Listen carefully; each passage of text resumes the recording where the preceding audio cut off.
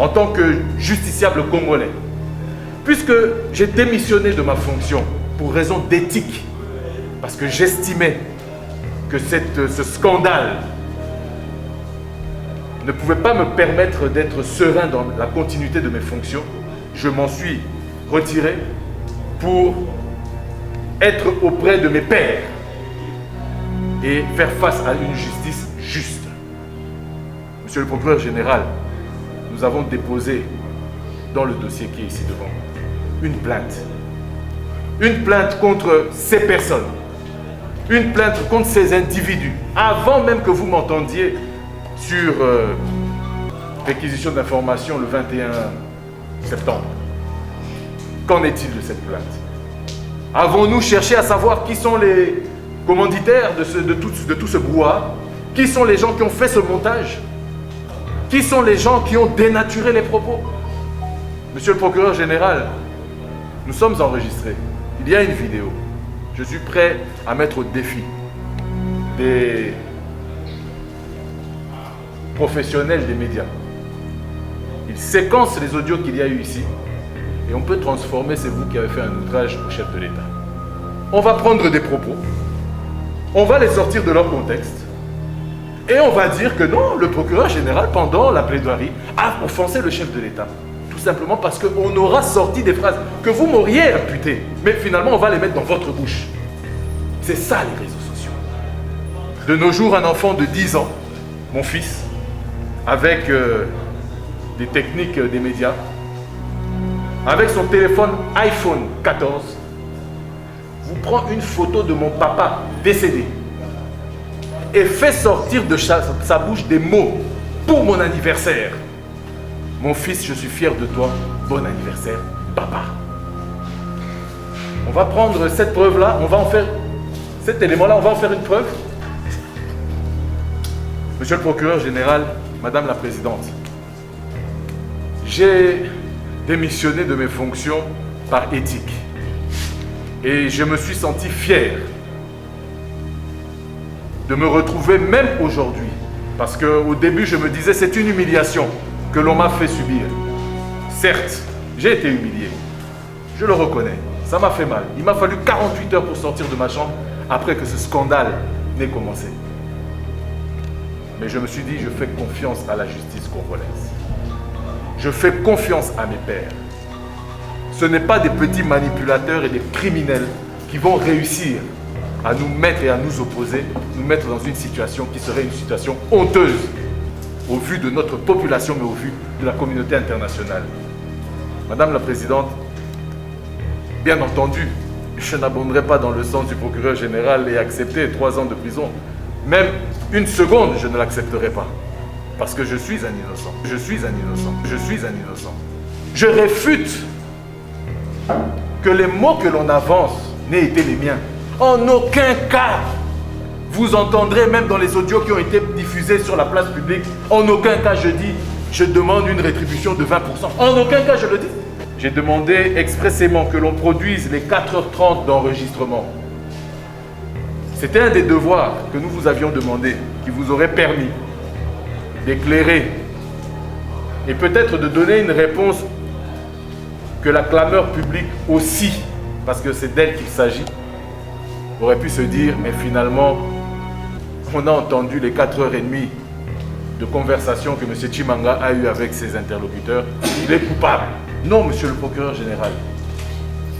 Vous jugez un de vos semblables. Regardez-vous dans un miroir le soir et ayez confiance en vous. C'est triste. Si cette affaire tient son pesant d'ordre, ça risque d'exploiter la faiblesse même des instructions préjudiciaires de nos partis. Parce que les devoirs que lui-même avait écrits, identifier les partis. Ici, on a pu mettre la main que sur notre client, qui est du reste, si ces infractions seraient retenues, il serait dans la corruption passive. Mais l'auteur principal de la corruption, il est où? Est-ce que le parquet l'avait auditionné? Est-ce que le parquet l'avait recherché? Dans ce dossier, il n'y a aucune pièce du sous-temps des accusations du ministère public. On examine quoi?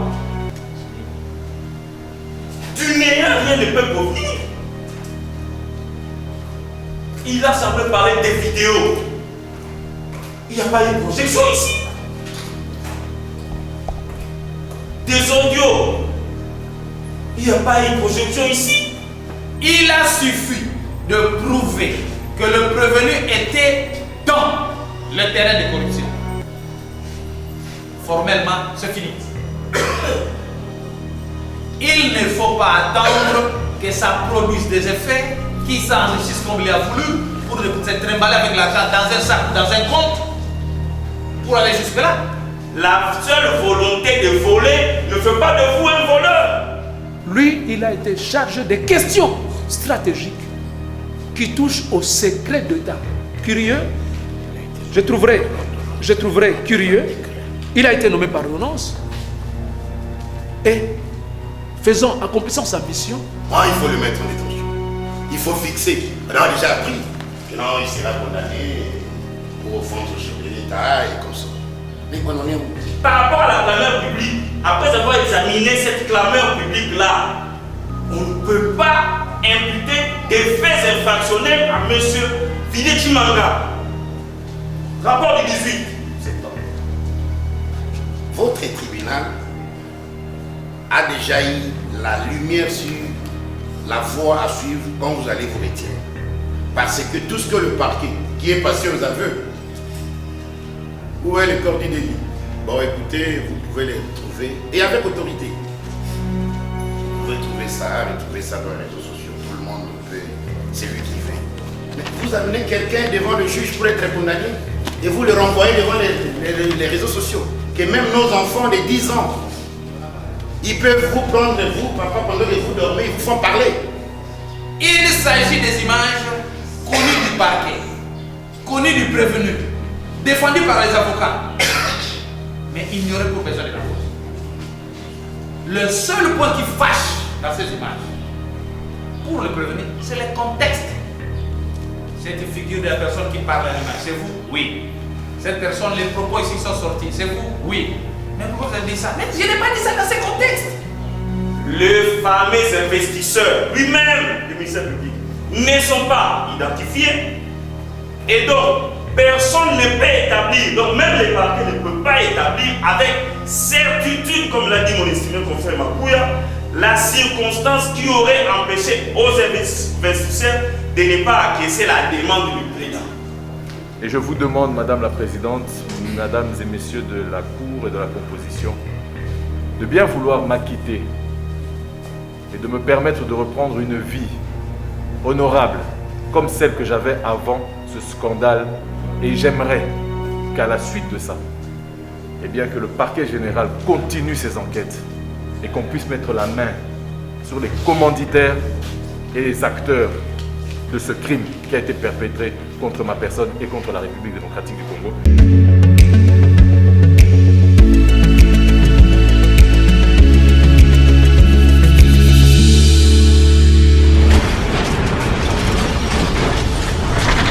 Ma Mission TV, le miroir du monde. Nous sommes Congolais. Au-delà de tout, nous sommes en face de la justice dans le pays. Mais il ne faudrait pas que la justice de la République démocratique du Congo insécurise ses propres citoyens. Voilà pourquoi, si on devait donner de l'intitulé au présent procès, nous dirions que nous étions en face d'un procès de la honte. De la honte, pourquoi votre nom, Madame le Président?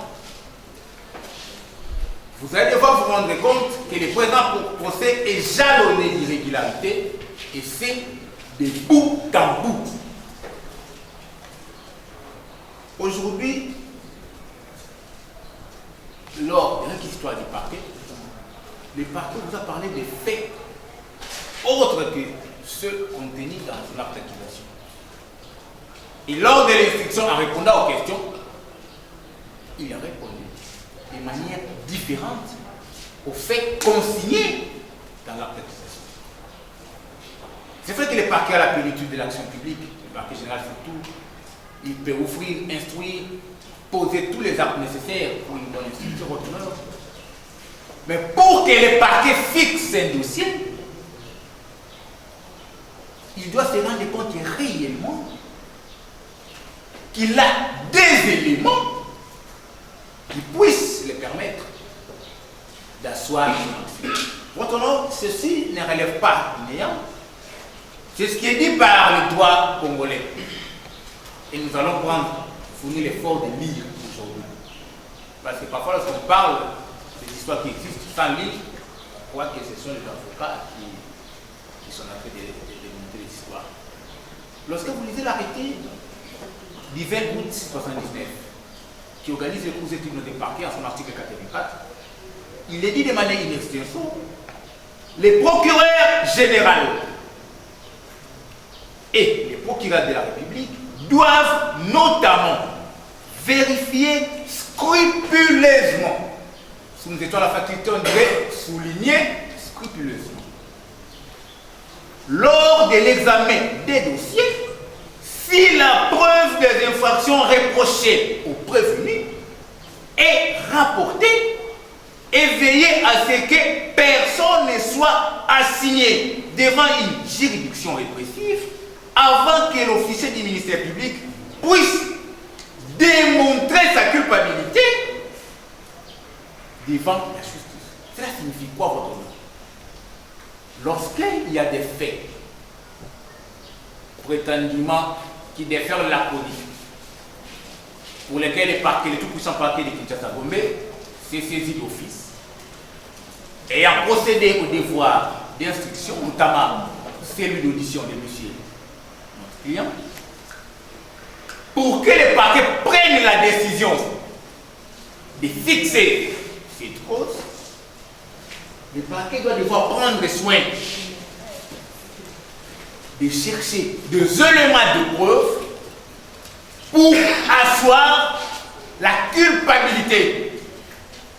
C'est ce qu'on appelle dans les jargon du palais pour nous, monsieur le président. Dans les cas où vous avez votre honneur, il n'y a rien. Ceci, c'est un devoir légal. Voilà pourquoi mon estimé et on disait, face à une histoire creuse, triffée de contre-vérités, les parquets n'avaient que le courage et non avoir obéré au devoir le reconnu par. Vous comprenez donc, madame le président distingué, monsieur et dames de la proposition, on ne peut donc parler du doute sans pour autant qu'on parle de la preuve. L'existence du doute n'est qu'une conséquence de la preuve. Au-delà du fait que la loi recommande à ce que les parquets puissent avoir des éléments pour fixer dans les dossiers sous examen, et bout en bout, il n'y a rien. Le parquet a encore oublié qu'il était la partie principale dans un procès pénal, laquelle des parties a l'obligation légale de prouver la culpabilité du prévenu. De prouver la culpabilité du prévenu. Et Antoine Ribert va même très loin pour dire, dans son ouvrage sur les droits judiciaires, institutions criminelles et procédures pénales, il dit les prévenus peuvent seulement tout réfuter. Et lorsque les parquets n'apportent rien, le tribunal qui est l'arbitre est dans les droits de constater l'acquittement pur et simple du prévenu. Donc les allégations qualifiées de lettres d'amour contenues et dans sa requête de fixation, c'est ça la juridiction du jugement, et reprise mutatis mutandis dans cette histoire prévenue, et triffée des contre-vérités, ce qui pousse le prévenu à plaider sur les. Pourquoi nous disons votre honneur? Lorsque vous lisez Nabi Moumonessouma dans son ouvrage sur les traités de droit pénal, à la page 442, vous ne faites l'effort de lire, il est dit ceci, votre honneur, la preuve de tous les éléments constitutifs de l'infraction, et l'absence des causes d'exonération incombe entièrement. Comme nous connaissons la quintessence de cette affaire de manière entièrement, il faut le plus à la faculté, on signerait. Pour ne pas dire exclusivement au ministère public. et puis par les bocards a pris une diplomatie. Les faits allégués par les parquets dans son acte d'accusation, souffrant d'aucune preuve, poussera le vice tribunal de constater que nous sommes en présence du principe évoqué tantôt, in dubio pro reo. Pourquoi nous disons votre honneur? C'est parce que les doctrinaires Nabilou Moumoule Soma renchéri pour dire de notre civilisation, la condamnation d'un innocent est plus dommageable que l'impunité d'un coupable. Le coupable, c'est un criminel. Il finira toujours par fauter. Si vous instaurez l'impunité des coupables, il finira par fauter et vous allez devoir les récupérer d'une manière ou d'une autre. Mais lorsque vous condamnez un innocent, un monsieur affable tel que monsieur notre client, un monsieur qui n'a pas évolué dans la mollesse, issu des entrailles d'un témoin avocat, qui vit sa vie par son effort, qui fustige les antivaleurs, qui croit en Dieu. Et je me souviens lorsqu'il était encore président du Dérive, parce que je supporte Dora, il a fustigé les comportements des joueurs qui négligeaient les entraînements pour les chercher les féticheurs. Il a dit non, c'est par l'effort qu'on gagne un match de football. Un monsieur qui est respectueux de sa réputation. Depuis 66 aujourd'hui, quels sont les politiciens congolais qui, au regard des fonctions que monsieur notre client a occupées, par les simples faits qu'on a jeté le disque d'ici sa personne, a préféré démissionner. Quelle est cette autorité-là? Cette autorité est en prison et on gardait les qualités officielles. Il a dit non. Ils ne sont pas 10. On peut citer Lundaboulou, on peut citer Bouchab, je ne sais pas quel troisième c'est lui. Donc vous comprenez, Madame le Président, vous vous posez la question de savoir en quoi consiste ces doutes réellement. Au votre nom, Madame le Président, la condamnation ne peut être fondée que sur la certitude des faits. Une fois de plus, on soulignerait certitude des faits, ainsi que de la culpabilité de l'agent. Comment pouvons-nous croire? Nous exploitons l'acte d'accusation votre nom parce que lorsque vous instruisez, nous avions trouvé le moyen de parfois vous disiez non mais le contrat dit, c'est ça le contrat de distribution. Première prévention. Les parquets disent que monsieur notre client est poursuivi pour la prévention prévue par les articles 149 R du Code pénal livre deuxième. Il dit pour avoir à Kinshasa, on commence par là. Les faits se sont commis où? Les parquets a-t-il produit la preuve que ces prétendus faits se sont commis ou ont été concoctés en République démocratique du Congo, à Kinshasa, comme il a dit? Le dossier là est tellement vide, il n'y a aucune pièce. J'aurais pu comprendre qu'il puisse nécessairement auditionner une personne qui était à côté de lui pour dire que moi j'étais là lorsqu'il parlait par vidéoconférence. Quel est l'effet que vous devriez retenir? Parce que ce n'est pas en fait qu'on dit que l'information doit être établie en fait comme en droit. Il faut que les faits d'abord soient infractionnels. Est-ce que le parquet a-t-il produit la preuve que les faits se sont déroulés à Kinshasa? Face à la version de la défense, où vous dites non, c'était à Londres, les 11 et 12 dans un restaurant. Au regard du fait que le parquet n'a pas expliqué des éléments qui puissent nous permettre d'asseoir votre conviction. On poursuit. Au mois de juillet courant, nous, il n'y a pas de précision. Nous, on leur dit c'est entre date telle et date telle. En qualité de fonctionnaire, mais c'est là où va être votre nom, Madame le Président. En qualité de fonctionnaire, nous avions appris les droits.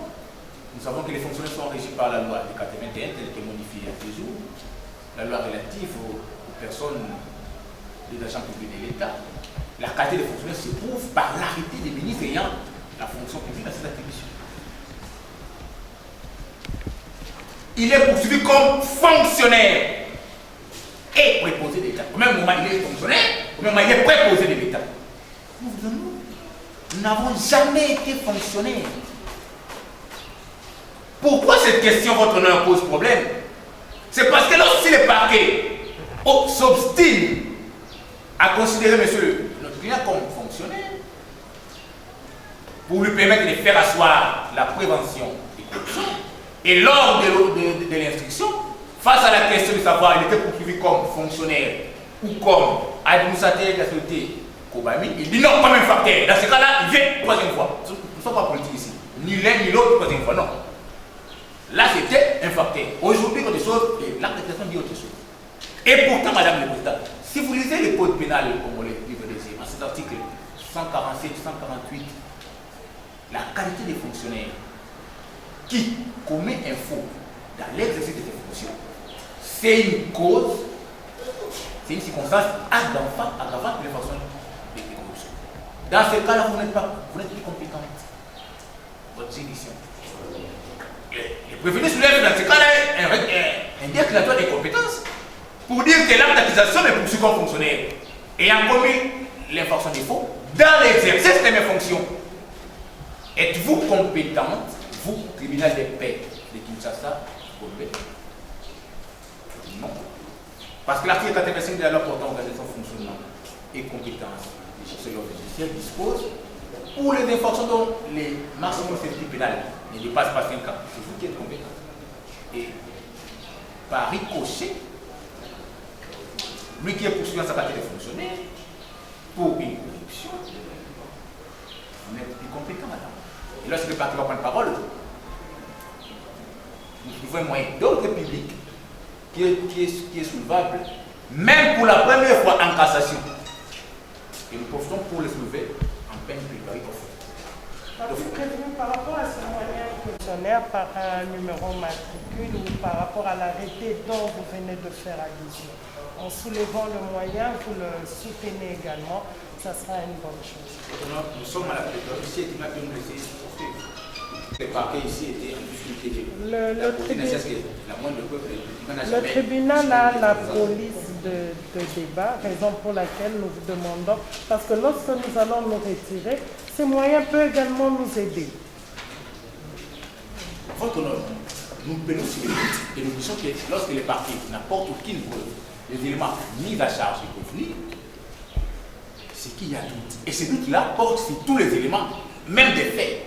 Nous avons parlé du lieu de la commission, et maintenant on parle du doute sur la qualité du prévenu. Et nous disons, si le parquet s'obstine, ça signifie, s'il insiste sur la qualité du prévenu, qu'il est fonctionnaire, et il y a un déclarateur de compétences. Et qui doit prouver dans un procès pénal? Parce que ça, ce n'est pas notre lettre d'amour. C'est même du parquet. Nous venons nous défendre face à ça. En sa qualité. Ça, là, c'est le pronom possessif.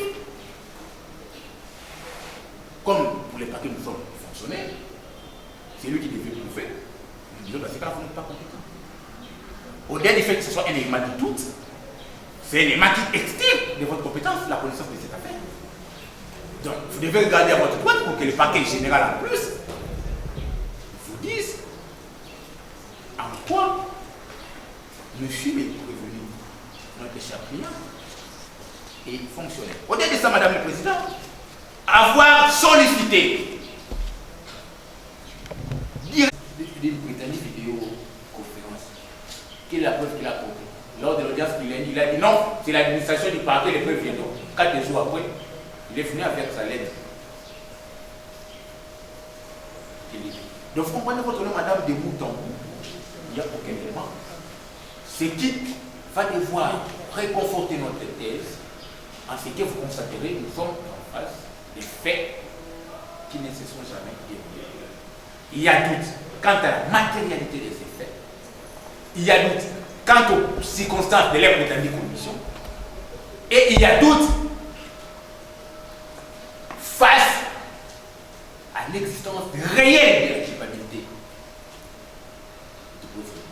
Vous comprenez, Madame le Président, pour citer à la dernière prévention, il n'a jamais, le parti n'a jamais fait tout ça pour se récupérer de l'université. et que par ricochet, vous direz, quand, premier élément du fond, si vous estimez, au regard de l'action du parquet, notre client est poursuivi comme fonctionnaire de l'État, agissant dans l'exercice de ses fonctions. Dans ce cas-là, cette question doit expliquer de votre compétence. Et la question qui doit prouver. Si les parquets ne prouvent pas, la conséquence, c'est que les faits sont établis. Déjà, il n'est pas fonctionnaire, il n'est pas champion. Les faits ne sont pas établis. Et dans ce cas-là, vous serez dans une inquiétude telle que, Madame la Présidente, dormir dans votre lit, utiliser vos lauriers, sans pour autant que vous soyez châtié par votre conscience. Parce que nous sommes dans un pays où il y a des gens qui condamnent des gens, tout en ayant la conviction que la personne est innocente. C'est la hiérarchie. Apparemment, vous n'êtes pas juge des réseaux sociaux. Vous n'êtes pas juge de l'opinion. Vous êtes juge du dossier qui est sur votre taille. Et on regarde des éléments. Il n'y a rien, votre honneur. Disons votre honneur, il n'y a rien qui puisse vous permettre à ce que vous receviez et statuiez sur les fondements de l'action du parquet. Parce que votre honneur, Madame le Président, pour que vous puissiez condamner, ça doit être au-delà de tout doute raisonnable. Ça suffit même si à 96%, vous considérez que ces faits se sont déroulés et qu'à 4%, il y a doute, le doute doit l'emporter. Au regard du fait que les droits pénals modernes, c'est un droit favorable au président. Voilà, Madame le Président, distingué Madame et Monsieur, notre partie des plaidoiries. Tout en remerciant infiniment de l'attention soutenue de la défense. Nous passerons la parole à l'estimé Monique Kambi, qui va devoir intervenir sur sa quotité d'abord. Président, le ministère public a ouvert le bal avec des citations. Je voudrais, si vous le permettez, que je vous cite le professeur Nambirou dans son ouvrage actuel, le traité de droit pénal général, où il dit ceci. La loi n'exclut ni les reins, ni les cœurs, elle attend pour intervenir que la résolution criminelle se manifeste par des actes extérieurs. Corpus delicti. Je vous renvoie à la page 121 de cet ouvrage. Il est récent, nous l'avons acheté pour les besoins de la cause. Vous a fait un constat que dans ce dossier, il n'y a aucune pièce qui sous-tend des accusations du ministère public. On examine quoi? Du néant, rien ne peut provenir. Il a semblé parler des vidéos. Il n'y a pas eu de projection ici. Des audios. Il n'y a pas eu de projection ici. On a examiné quoi? Nous avons l'impression d'avoir passé du temps inutilement. Le corps du délit n'existe pas. Je vous donne un cas. On dit que Maître Moulinas falsifie un certificat d'enregistrement. Et on marquait devant votre tribunal. On ne produit pas dans les dossiers les certificats incriminés, ni l'original, ni le falsifié. Vous allez examiner quoi? Madame le Président, j'ai dit que le ridicule n'est duré tout d'un seul. En principe, ce dossier ne devait pas être fixé par devant vous. Au regard de quoi? Du rapport ici. C'est la cote 1 de votre dossier. Le rapport du magistrat instructeur. Il est vrai, l'action publique appartient au procureur général. Mais il a confié au magistrat instructeur. Après ce qu'il a appelé la clameur publique, on se pose même la question, pourquoi on n'avait pas ouvert un procès de flagrance? Après la clameur publique. Le magistrat instructeur Nous sommes le 18 septembre 2022, sans avoir entendu notre client. Fait ce rapport à sa hiérarchie, comme ils ont l'habitude de le dire, pour dire, il dit que dans les constatations des faits, premièrement, souffrez madame qu'on vous donne plus de précision, qu'en promettant d'acquérir des licences d'exploitation, je refuse de l'appeler prévenu, je l'appelle plaidant, les plaidants frisent la corruption dans l'hypothèse où ces propos suscitent, sa volonté était mise en exécution. Il poursuit en disant que, or, en l'espèce, au-delà des déclarations susmentionnées, donc du plaidant, il n'y a pas commencement d'exécution, encore moins le désistement résultant d'une circonstance indépendante de sa volonté.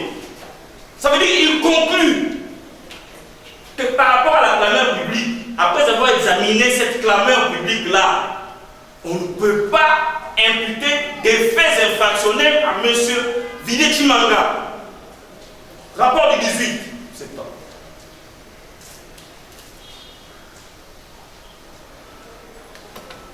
L'instructeur dit, ce faisant, la tentative de corruption n'est pas encore acquise.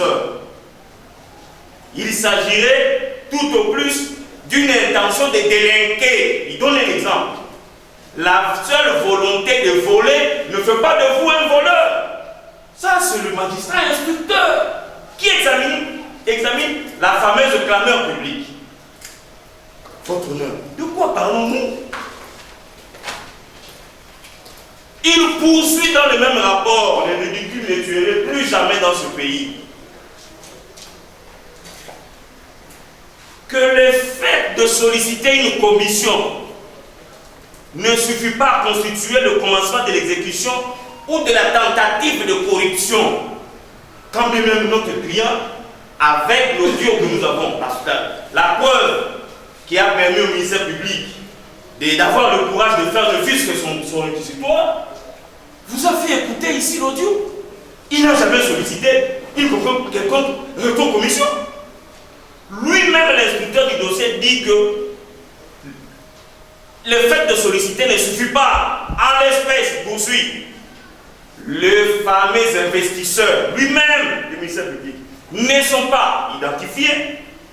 Et donc, personne ne peut établir, donc même les parquets ne peuvent pas établir avec certitude, comme l'a dit mon estimé confrère Makouya, la circonstance qui aurait empêché aux investisseurs de ne pas acquiescer la demande du plaidant.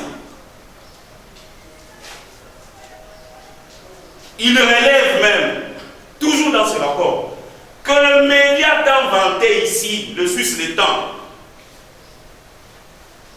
les personnes ayant enregistré les vidéos susdites ont refusé de s'identifier et seraient membres d'une entreprise d'espionnage industriel. Il s'agirait donc de pseudo-investisseurs. Donc, j'ai comme l'impression que le parquet protège maintenant les criminels. Puisque dans le rapport du parquet, le parquet dit qu'il s'agit des espions industriels. Donc, ils combattent la démocratie du Congo. Mais le parquet ne veut pas les identifier. Pour les dénicher, non, on poursuit. C'est lui qui a refusé et les offres et les dons. Madame le Président, nous sommes là. C'est pourquoi nous nous sommes posé la question, comment le ministère public a procédé à la constatation des faits infractionnels? Il a procédé comment? Puisqu'il est là, il va nous expliquer. Troisième constatation. L'instructeur du dossier, il précise à sa hiérarchie que s'agissant de 20%, Madame le Président, du plaidant pour la société Kobami, ainsi que les personnes choisies comme prête-nom, une expertise s'avère indispensable. J'ai aimé le style dans le rapport. Des mots précis. La cité de ces faits qui cristallise l'infraction de corruption. Donc lui-même dit dans son rapport que les faits ne sont pas cristallisés pour retenir l'infraction de la corruption. C'est ainsi, Madame le Président, après ces 3 constatations du rapport, lui-même va conclure en disant ceci. Les faits et les informations en notre possession ne permettent pas d'y dégager tous les éléments caractéristiques de prévention à mettre éventuellement à charge du plaidant dont le ministère public est ainsi exceptionnel. Ceci étant, nous proposons, il a proposé un certain nombre de choses, notamment des enquêtes, saisir les CNRF, saisir les structures étatiques. Pourquoi? Pour vérifier, identifier les interlocuteurs du plaidant et authentifier les enregistrements de vidéos en vedette sur les réseaux sociaux. Nous avions posé la question ici. Est-ce que le ministère public avait authentifié ces vidéos? Lui me dit non, parce que c'était passé sur les réseaux sociaux. Mais moi, maître, je peux balancer n'importe où. N'importe quoi. Quelqu'un peut balancer n'importe quoi sur moi. Le plaidant même vous a dit ici que M. Peter Gazel, on lui a fait dire que le chef de l'État a échoué, alors que ce n'était pas vrai. Mais on n'a pas vu le ministère public trouver une action pénale sur ces faits.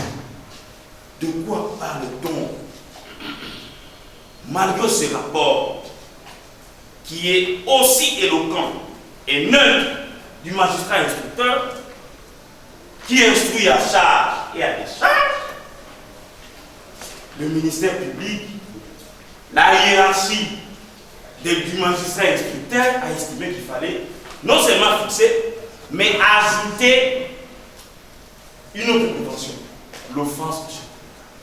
Voilà pourquoi je conclus sur l'inexistence des faits infractionnels qui conduit même à l'inexistence des préventions. Tout ce qu'on vous a donné, ce n'est pas le fait de dire ces faits sont punis à l'article. D'ailleurs, le ministère public dans l'acte d'accusation, vous verrez, il a eu du mal à nommer lui-même les infractions. Parce que la formule aurait été fait, cette prévention, ces faits constituent l'infraction de faits punis. Il a eu du mal. Pourquoi? Au regard de ce rapport. Voilà pourquoi on se tue, on se sèche la salive pour expliquer qu'il ne s'agit là que d'une acharnement. Madame le Président, nous avons eu la chance de rencontrer le plaidant, d'occuper pour lui dans des affaires avant que le chef de l'État n'arrive, ne devienne chef de l'État. Dire que le plaidant aurait créé une société. Madame le Président, le plaidant ici présent a gagné devant la cour d'appel de Kinshasa Gomez. 3 permis d'exploitation à News. Vous pouvez vérifier. Donc ce n'est pas un petit monsieur qu'on amène devant vous qui veut profiter du pouvoir. Non. Nous l'avons côtoyé par le passé et nous savons ce qu'il est. Madame le Président, quand vous allez vous retirer, parce qu'il y va de votre conviction intime, au regard des constats, de postulats qui vous ont été faits par rapport d'abord à ce dossier. Si vous voyez qu'il est volumineux, c'est parce que nous avons déposé les preuves, notamment de nos contacts avec Ivanoé, nos statuts. Parce que l'opinion assemblée me dit qu'il a créé des sociétés pour profiter, pour tout ça. Mais la compagnie a été créée des lustres. Et encore pour votre information, c'est parce que le parquet ne peut pas vous produire cette pièce. Le guichet unique a déjà répondu à sa réquisition de vérifier si effectivement la compagnie existe depuis où il y a peu. Mais il n'aura pas le courage de vous le dire. Parce que, ayant l'acharnement sur la personne qui s'est construit comme un acteur de société, qui s'est imposé comme acteur politique et avoir les grâces du chef de l'État, ce qui est tout à fait normal. Qui ne souhaiterait pas militer pour avoir les grâces du chef de l'État? Même moi qui vous parle.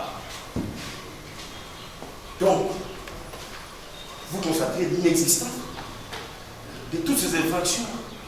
Ces infractions sont inexistantes, juridiquement parlant. Donc, vous devez d'abord qualifier les faits en droit. Or, ces faits ne sont pas infractionnels, bien qu'ils existent selon lui. Et vous devez établir cette infraction en droit.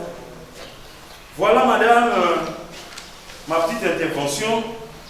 Je passe la parole à Maître Arthur Boumana pour des compléments ainsi que d'autres faits. Je crois d'autres compléments. Et nous allons entendre la réplique du ministère public. Absents. Leur caractère irréel. Et cela corrobore avec le fait que lui-même, le ministère public, s'est obstiné de venir déposer le délit, l'acte qui soutient son acte d'accusation. Et quand, même si ce n'était pas de son devoir, le prévenu balance un petit morceau. Un petit morceau. Cela suffit pour que votre tribunal s'empreigne de ce qu'il s'est agi. Je n'ai plus besoin de rentrer dans ce qui a été suffisamment dit et développé. Et rien que dans cette version de fait, il y a doute, madame. Mais qui dit vrai? À l'audience du 5, le ministère public nous a renvoyé et le tribunal et la partie de la défense dans les réseaux sociaux. Il a soutenu la pièce 46, si je m'abuse, qui est versée au dossier, mais qui, quand vous les lisez attentivement, parle plutôt du pasteur Dodo Kamba, qui aurait des problèmes avec M. Denis Kadima de la CENI. Et c'est ça l'acte authentique de son acte d'accusation. Madame, il y a doute sur l'authenticité de l'enregistrement soutenu par le ministère. Et je crois vous en être rendu compte. Mes estimés confrères ont même dit qu'il y avait aussi doute sur le lieu. Ici, nous avons semblé nous parler du voyage. Que non, la commission a commencé les Kinshasa. Et cette commission est allée se matérialiser ou comment? À l'ordre, en se demandant. Selon lui, ces actes auraient été commis où? Nous, dans l'acte d'audition, dans le PV d'audition, avec précision, on répond au parquet, oui, c'était en date du 11 et 12 juillet, ou à Londres. Je n'entrerai plus, le tribunal a suffisamment compris. Madame, le ministère public, vous allez m'utiliser, quand j'utilise des mots un peu durs, poursuit sa proie, qu'on appelle autrement prévenu, pour lui coller les propos qu'il n'a jamais tenus. Il s'agit de 20%. Ça vient d'où? Si ce n'est de l'explication comment ça fonctionne, la création des joint ventures selon le droit congolais. Mais le ministère public tient mordicus à faire coller au plaidant le fait qu'il a sollicité, sans le prouver. Sans le prouver. Mais dans la petite partie de l'audio, le tribunal et tout l'auditoire a suivi comment le plaidant refusait. Il a refusé catégoriquement. Si c'est pour quelques 59 secondes, nous avons cet exemple. Alors s'il aurait dû accepter avant, je crois que les pseudo-investisseurs le ramèneraient. Mais hier, comment aujourd'hui vous semblez rejeter, vous refusez, alors qu'hier on s'était déjà convenu? On n'a pas entendu ça. Madame, j'ai dit que c'est un procès d'acharnement. Parce que le ministère public, qui a été clair, du moins l'instructeur du dossier, mais parce qu'aujourd'hui, la plénitude de l'action publique obéit à certains principes et de la hiérarchisation des faits. Non, retenez ça comme fait. Et c'est moi la hiérarchie qui en veut ainsi. Madame, vous allez vous rendre compte que les réseaux sociaux, même ces réseaux sociaux, que le ministère public soutient, ils ne sont pas prouvés. Où est-ce qu'il vous a amené ça? Parce qu'on devait voir le fisc dans cette partie de la notice. Ah oui, on voit que le plaidant il est en train de parler de ça. C'est une question. Le droit congolais, c'est un droit positif. Ce n'est pas un droit subjectif. C'est un droit qui statue sur la commission des faits. Les précédents avocats ont explicité là-dessus. Ici, on est resté sur la subjectivité de la volonté du plaidant, même si ce n'est pas ça. Et de cette absence et de l'authentification de sa source, c'est curieux que un parquet général, et c'est un parquet général métropolitain, vous savez, dans l'histoire judiciaire de notre pays, le Congo est représenté par Kinshasa Gombe. Ce n'est pas n'importe quel parquet général. Mais c'est curieux qu'aujourd'hui le parquet général de Kinshasa Gombe commence à se ressourcer par les réseaux sociaux. Ils en connaissent pourquoi. Voilà pourquoi nous avons soutenu toujours qu'il y avait acharnement. Madame, même dans la qualification des faits selon le ministère public, il y a doute. Il y a doute. Il y a doute parce que le ministère public ne vous apporte pas les preuves de la qualification des faits selon lui. Mais il vous relate. Et il parle de la volonté. Heureusement que lui-même, le ministère public, du moins l'inspecteur a dit, la seule volonté de voler, ne faites pas les voleurs. Même si cela n'a pas été le cas. Parce que de la petite partie de l'audio, il a été relevé l'absence totale des allégations tenues par les plaidants et qui sont considérées autrement par le ministère public. Mais madame, parce qu'il y a doute, vous allez retenir quoi? Parce que ces infractions exigent, la loi exige des éléments probants.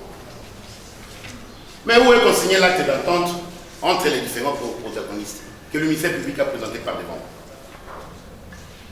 Nous avons demandé en son temps, je crois, l'audience du 5. Est-ce qu'il y avait une dénonciation d'une autorité de l'administration pétrolière, minière ou agricole qui aurait subi la pression? Il n'y en a pas. Et parce que on veut faire plaire au chef de l'État, que oui, nous avons commencé à arrêter des gens qui manquent la référence au chef de l'État. Mais madame, pas plus loin que juste à côté de vous, le procès de M. Bertrand Iwanga. C'est la Cour de cassation, hier la Cour suprême de justice. C'est curieux que c'est un parquet général aguerri qui qualifie et requiert même la condamnation sur les faits qui n'existent pas.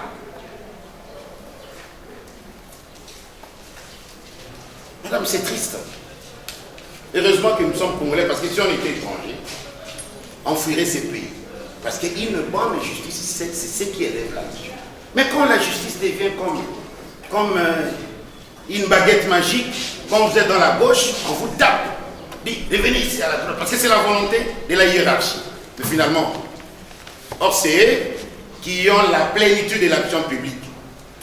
Et ne vous étonnez pas comment nos administrations carcérales sont débordées.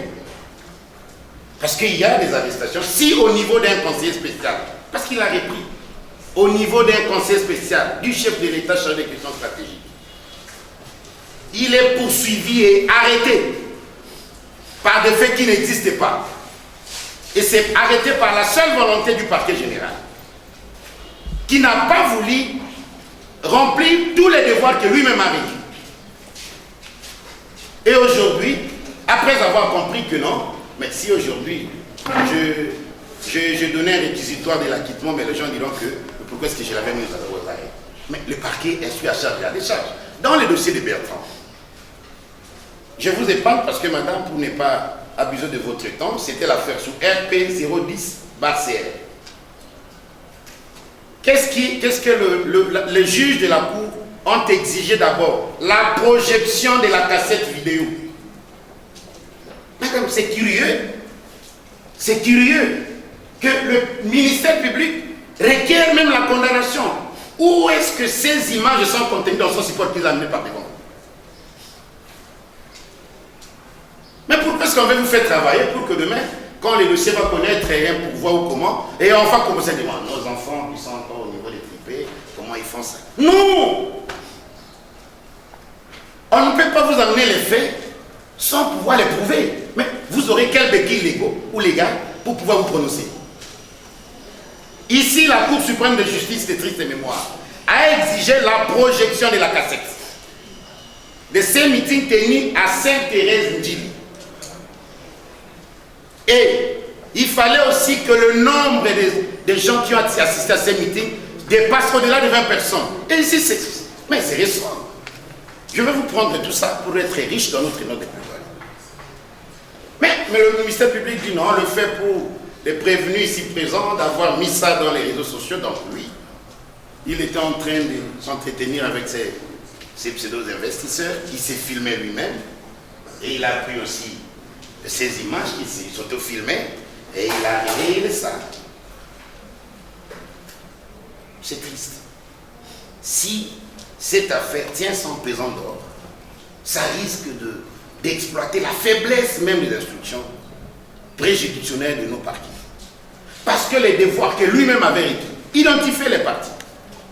Ici, on a pu mettre la main que sur notre client, qui est du reste, si ces infractions seraient retenues, il serait dans la corruption passive. Mais l'auteur principal de la corruption, il est où? Est-ce que le parquet l'avait auditionné? Est-ce que le parquet l'avait recherché? Et plus grave, madame, parce qu'ici on ne parle pas de ça. Le plaidant avait déposé sa plainte devant le même parquet qui est rejeté dans les oubliettes du calendrier grec. Parce que ce que le parquet avait besoin, c'est de l'interpeller lui, et non pas ce que lui il a dénoncé.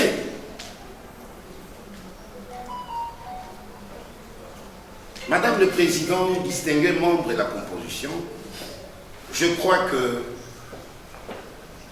à partir de l'instruction du lundi 5, votre tribunal a déjà eu la lumière sur la voie à suivre quand vous allez vous retirer. Parce que tout ce que le parquet, qui est passé aux aveux, où est le corps du délit? Bon, écoutez, vous pouvez les retrouver, et avec autorité. Vous pouvez trouver ça, retrouver ça dans les réseaux sociaux. Tout le monde peut, c'est lui qui veut. Mais vous amenez quelqu'un devant le juge pour être condamné, et vous le renvoyez devant les réseaux sociaux. Que même nos enfants de 10 ans, ils peuvent vous prendre, vous, papa, pendant que vous dormez, ils vous font parler.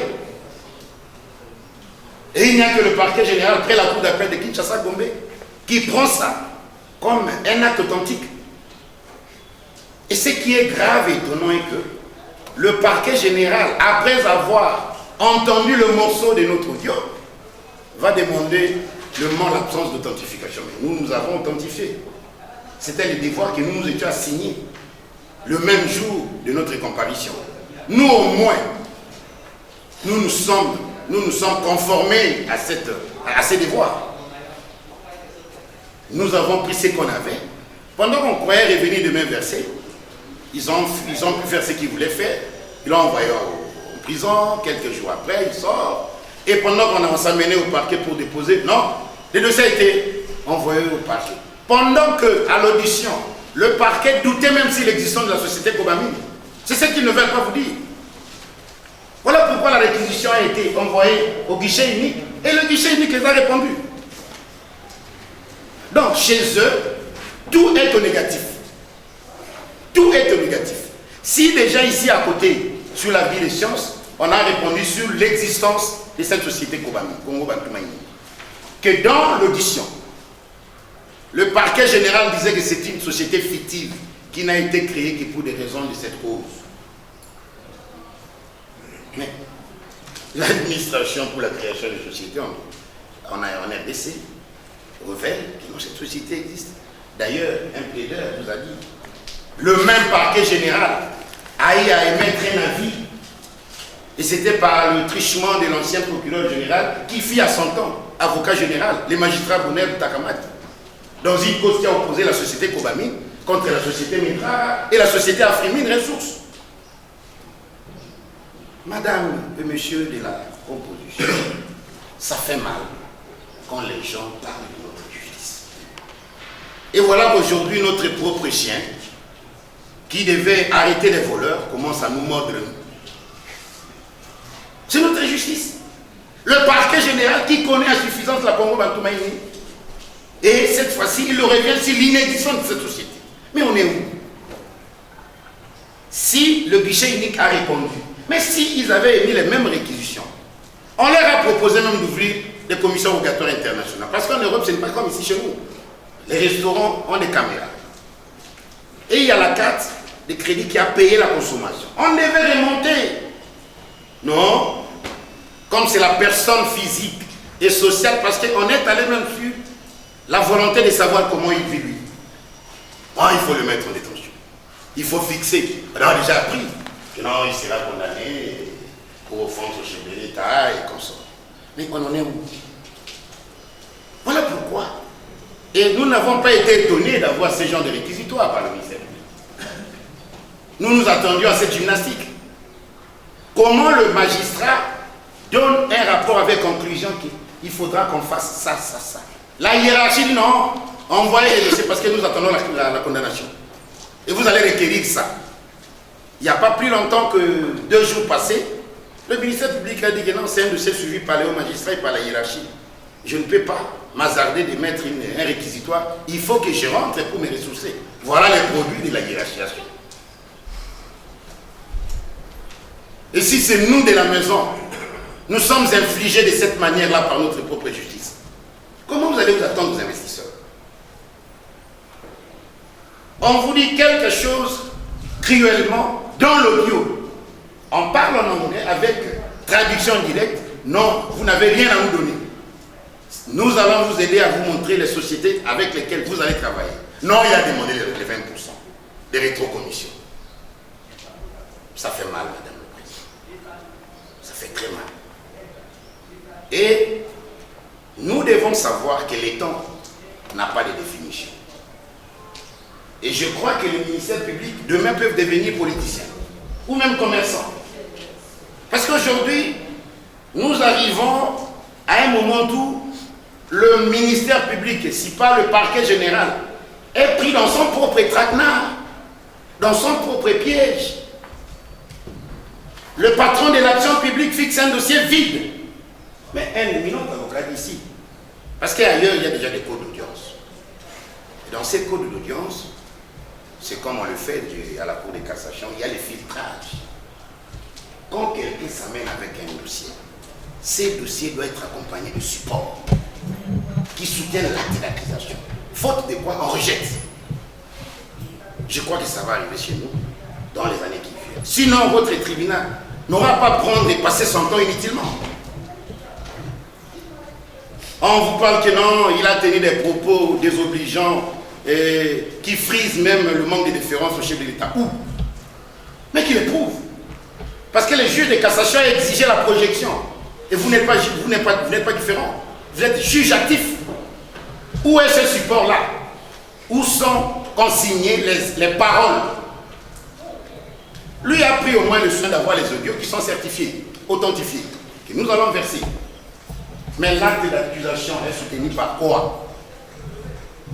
Madame, c'est comme ça que nous abordons dans le même sens que mes vaillants plaideurs, comme il y a des doutes, vous savez la conséquence du doute en droit pénal congolais, et les doutes, du doute résulte l'absence totale de toutes les préventions.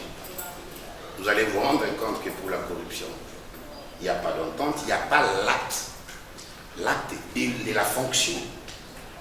Parce qu'on lui colle la qualité des fonctionnaires. Où est son acte en tant que conseiller spécial qui a aidé les autres? Du moins l'acte matériel. Ce n'est pas parce que... Oui, il a dit où? Il a dit où? Parce que vous avez suivi l'audio. Il les renvoie devant les administrations compétentes. Mais le procureur général près la cour d'appel de Kinshasa veut que ça soit lui qui aurait. Et au lieu même d'utiliser le conditionnel, il parle de l'affirmatif. C'est curieux, messieurs du tribunal. Et parce qu'il y a absence de toutes ces préventions. Mais comment sera établie la culpabilité? Parce que la culpabilité n'est que le résultat. Les résultats de la responsabilité de l'auteur des actes par rapport à ces imputations. Et là, le professeur Nyabirou Mouenasonga a été clair. Il va être coupable de quoi? Il va être coupable de quoi?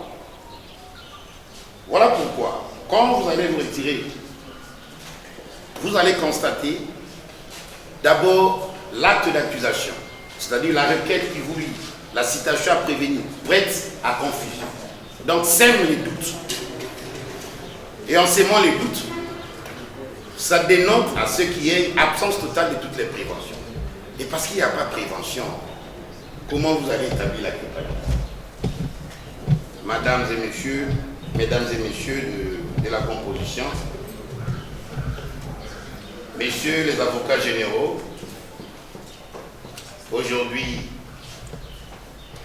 vous êtes venus parachever votre œuvre que nous nous attendions, mais seulement que vous avez péché en respectant les devoirs pour lesquels vous étiez assignés. Vous n'avez pas voulu le faire parce que vous saviez qu'en le faisant, vous alliez vous rendre compte de l'évidence du contraire de ce que vous avez voulu le dire. Merci madame, je serai complété par l'estimé. Vous n'êtes pas lié aux qualifications erronées du parquet général, mais plutôt vous êtes lié par les faits.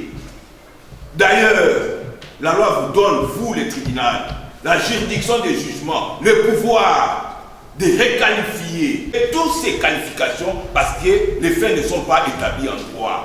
Madame du tribunal, du néant, rien ne va sortir. J'insiste, vous allez déqualifier, c'est-à-dire rejeter ces qualifications erronées, étant donné que les faits ne sont pas établis en droit. Nous avons dit. Parce que les prémices, lorsqu'elles sont mal posées, on ne peut que tirer des conclusions erronées. Donc j'ai voulu qu'on martèle sur une question à controverse. Cette question à controverse nous prendra beaucoup de temps pour des discussions de droit. Nous disons qu'il n'est pas fonctionnaire. Combien même on aurait élargi l'assiette de dire que non, ce sont des gens, toute personne qui est chargée d'un service public de l'État. Non. Lui, il a été chargé des questions stratégiques qui touchent au secret d'État. Curieux, je trouverais curieux, il a été nommé par ordonnance et accomplissant sa mission, ce n'est qu'aujourd'hui que j'ai appris que les conseillers spéciaux du chef de l'État chargés des questions stratégiques, à l'instar du conseiller spécial du chef de l'État en matière de sécurité, pouvaient être passibles de parquets ordinaires pour une audition concernant le fait qu'ils ont été commis dans l'exercice de leurs tâches. Jamais entendu de par le monde. Il ne faut pas l'amener au parquet. Je vous remercie. Le prévenu est un fonctionnaire de l'État. Et tout à l'heure, l'intervenant qui vient de prendre la parole soutient haut et fort que le prévenu n'est qu'un collaborateur du chef de l'État qui n'est pas fonctionnaire. Que devons-nous retenir dans ça? S'il vous plaît, madame. Oui, madame. Maître Mampouya vous a dit ceci, madame le président. Le parquet général de la Gombe a créé une confusion. Au début, il a présenté notre client comme administrateur. Le même parquet, lorsqu'il est venu requérir, présente notre client comme fonctionnaire. Alors, comme fonctionnaire, c'est-à-dire votre tribunal, si on applique les protocoles d'État, donc notre client, la fonction du conseil spécial est équivaut au ministre d'État. Donc, partant, il ne peut pas être justiciable devant votre tribunal. C'était ça le raisonnement. Voilà. Dire tout à l'heure que le tribunal ne semble pas comprendre.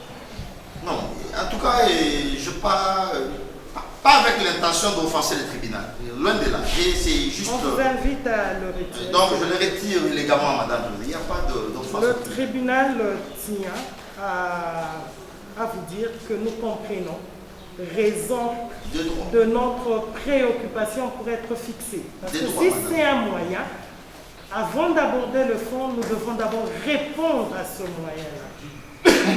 Et tout à l'heure, certainement que le procureur général prendra la parole pour répliquer. S'il ne répond pas à ça, nous qui avons la police de débat, allons le lui rappeler pour répondre à ce moyen. Pouvez-vous nous dire présentement, c'était un moyen ou une observation? Madame, je peux répondre. Oui. Merci madame de votre parole.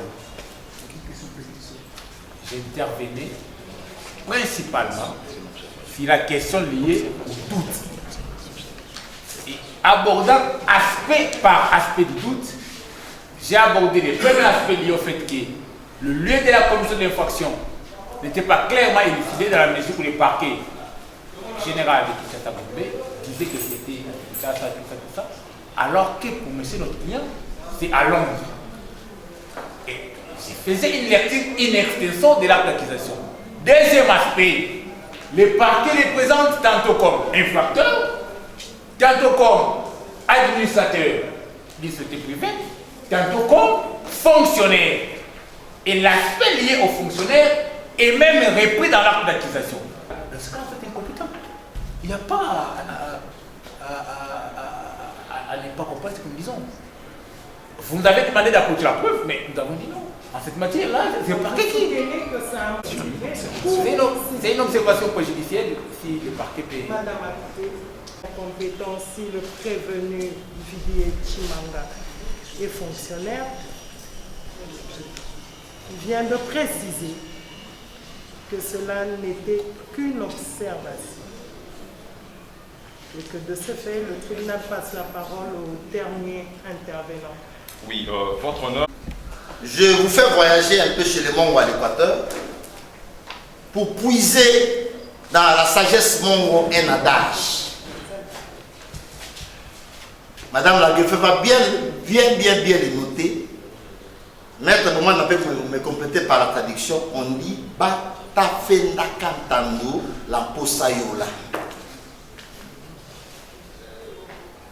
Ntando, madame, c'est la rivière.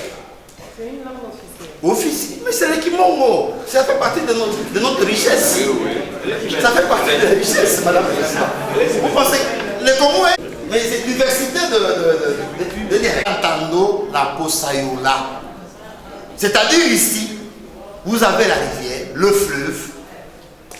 Et le fleuve a souvent été agité. Il y a trop de turbulences.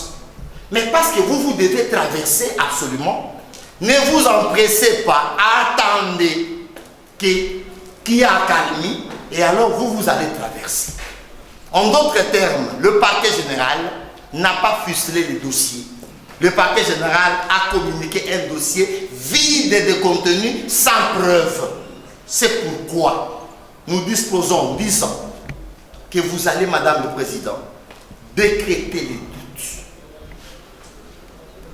d'une existence de prétendues infractions et enfin l'irresponsabilité, l'absence de culpabilité de notre client. Vous le renverrez, vous allez l'acquitter et le renvoyer de toute poursuite judiciaire et sans frais, nous avons dit. Je passe la parole au procureur général s'il a répliqué. Nous remercions Madame la Présidente pour la parole accordée. Afin de répliquer à cette position-là, venait d'être prise, le parquet considère qu'on ne nous a pas compris. Soit qu'on nous a compris, mais qu'on ne veut pas atterrir et l'accepter. Nous allons réagir, mais de la manière méthodique. Puisque parmi les préoccupations soulevées, il y a eu une qui vaut exception. Quoi de plus normal qu'on commence par cela avant d'aborder toutes les autres préoccupations. Celle soulevée, valant exception, puisque c'est un moyen, c'est l'incompétence de cette juridiction, que le tribunal de paix de Kinshasa.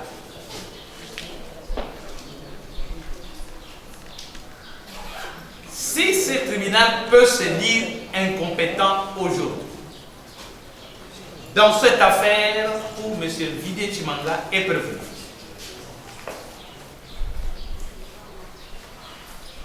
c'est puisque, dit-il, Tshimanga a été identifié comme fonctionnaire.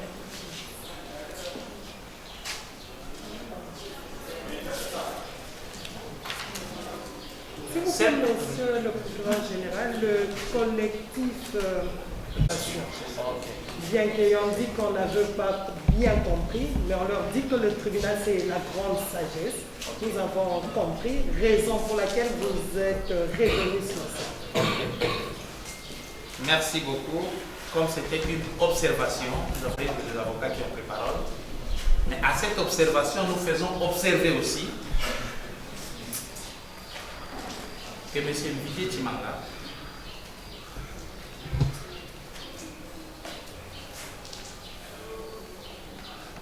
en tant que conseiller spécial chef de l'État travaillait pour la République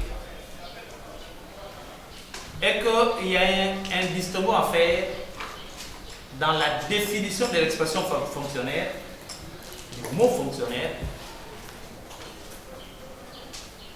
distinguo à faire entre la vision des choses par rapport au droit pénal, qui est un droit agissant d'une certaine autonomie, et par rapport au droit administratif.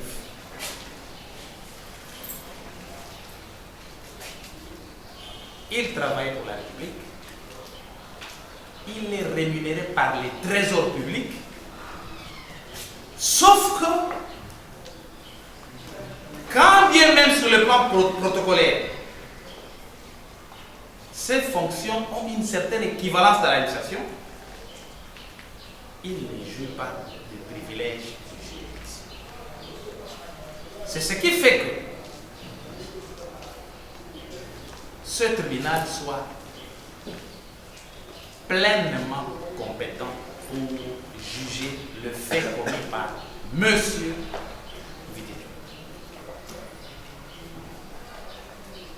Alors, allant chronologiquement par ce que nous avons pu noter comme préoccupation,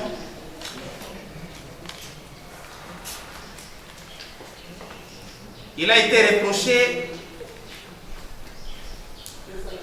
au réquisitoire du ministère public de ne pas avoir suffisamment présenté les preuves publiques. Qu'il fallait le présenter parce qu'il était père de famille,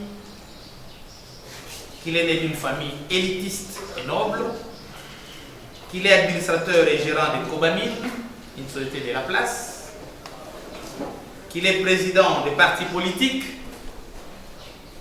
qui serait mécène de football parce qu'un ancien de Daring Club Motema Pembe, qu'il est conseiller spécial chef de l'État honoraire, c'est bien beau, ça charge son CV. Mais dans tout ce qui est fait dans une instance judiciaire, l'on ne parle pas pour le plaisir des pénalistes. On parle pour retenir ce qui est essentiel à l'établissement deux incriminations. On retient ce qu'il faut retenir de tout. Nous ne retenons que ce qui est essentiel pour faire avancer la procédure. À nous demander, nous tous dans la salle ici, ce que nous avons fait la journée d'aujourd'hui, C'est facile de dire que nous étions à l'audience, point. Mais est-ce que c'est seulement ça? On a commencé par se réveiller, par se laver, par s'habiller, par prendre les transports. Mais ça ne sert pas d'en parler. Nous allons à l'essentiel pour dire, aujourd'hui nous étions à l'audience. Et c'est le résumé. C'est pourquoi nous estimons que lorsque nous considérons dans cette instance tous les procès-verbaux d'audition du prévenu, il y a lieu de constater qu'il a été suffisamment présenté et identifié. Lorsqu'on considère la requête au fait de fixation, il y a tous les éléments qu'on recherche sur lui, essentiels pour faire avancer la procédure qui s'y trouve. Lorsqu'on regarde, on considère la citation en prévenu qui est dans le dossier, on a tous les éléments nécessaires pour en parler. Que donc, les soucis de très bien présenter les prévenus, certes ça demeure un souci, mais ça n'offense pas la procédure. Il y a lieu de calmer les esprits là-dessus. Le prévenu poursuivi pour corruption. Le parquet n'a même pas indiqué un numéro de compte, il fallait placer l'argent de corruption. Qu'est-ce qu'il a eu? Plusieurs avocats, plusieurs conseils du prévenu ont pris parole pour évoquer cet aspect des choses. Nous regroupons cela. Une fois de plus, nous recourons au droit pénal général. Dans le droit pénal général, il y a une notion, c'est la notion des infractions formelles. Différente ou opposée à la notion des infractions matérielles. Lorsqu'on est en face d'une infraction formelle, c'est le cas de la corruption, puisqu'il a s'agit de cela. Il suffit. L'infraction formelle est celle par laquelle le législateur incrimine le procédé, indépendamment du résultat. Il a suffi de prouver que le prévenu était dans le terrain de corruption. Formellement, c'est fini. Il ne faut pas attendre que ça produise des effets qui s'enrichissent comme il a voulu pour se trimballer avec l'argent dans un sac ou dans un compte pour aller jusque-là.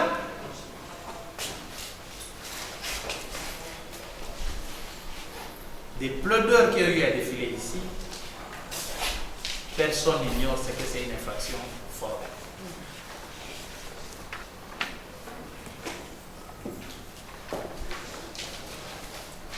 Offense au chef de l'État. Qu'est-ce qui a encore été dit? Notre client est poursuivi pour offense au chef de l'État. Le parquet s'empresse. Si vraiment c'était vrai, les services allaient déjà s'en occuper. Mais pourquoi le parquet? D'où acharnement. Oh oui, une fois de plus acharnement du parquet général. Nous disons ceci. Dans la procédure judiciaire,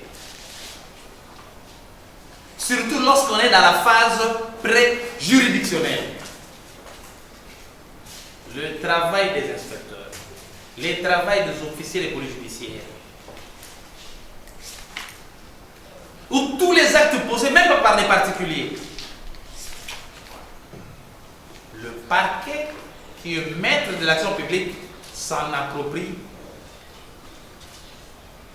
Qui sont dans les services dont on a parlé? Ce sont des OPJ. Même s'ils avaient posé des actes, lesquels? Les procès-verbaux. Qu'est-ce qu'ils allaient en faire après? Envoyer leur tante, leur mère au village? Non. Ils savent comment ça fonctionne. C'est dans les ABC des procédures, les avocats n'ignorent pas cela.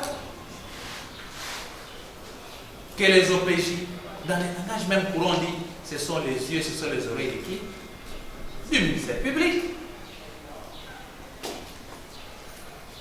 On reproche à la personne de ne pas être informée parce que ses oreilles n'ont pas encore touché le... Non. comme préoccupation, ça a été soulevé. Mais là aussi, nous calmons les esprits pour dire qu'il n'est pas toujours, que ce n'est pas un impératif que les OPJ commencent à travailler avant le parquet. Que donc, c'est tout à fait régulier que dans une procédure donnée, que directement le parquet, maître de l'action publique du reste, c'est de surcroît, pose les actes. Ce n'est pas une précipitation, ce n'est pas un acharnement, c'est dans la compétence du parquet. N'avons-nous pas dit ici qu'en matière administrative, l'incompétence est le principe, la compétence est d'attribution. Et ce n'est pas dans la compétence du parquet. Mais oui, puisque c'est oui, qu'est-ce qu'on doit faire? Se taire.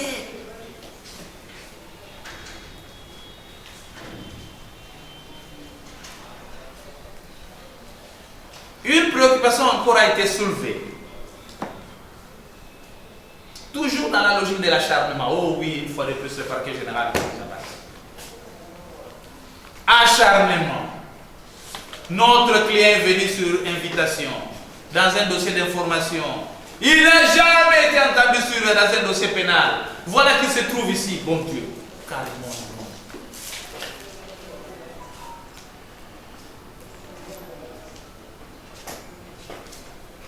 Sur les avocats, calmons-nous.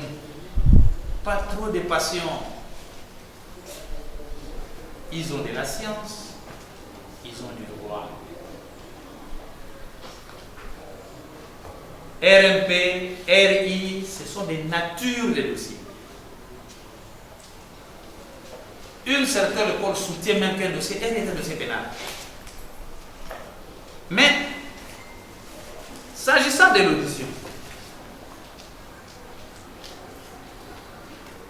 nous voyons ici, nous avons ici devant nous ces versets dans les dossiers parce que c'est dans notre dossier administratif.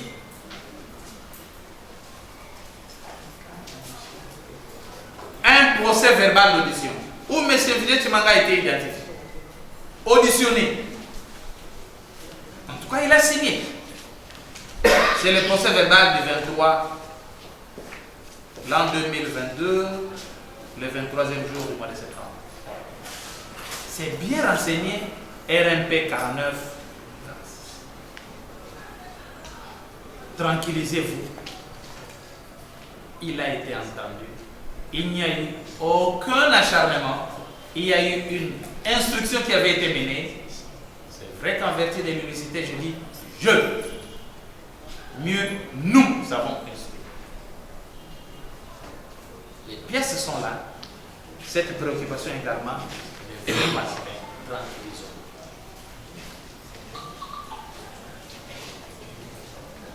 On a soulevé le doute. Et lorsque les conseils de prévenus ont pris parole pour plaider, ils ont disposé, faisant asseoir leur disposition, leur demande d'acquittement au doute, que dire au seul moyen de doute.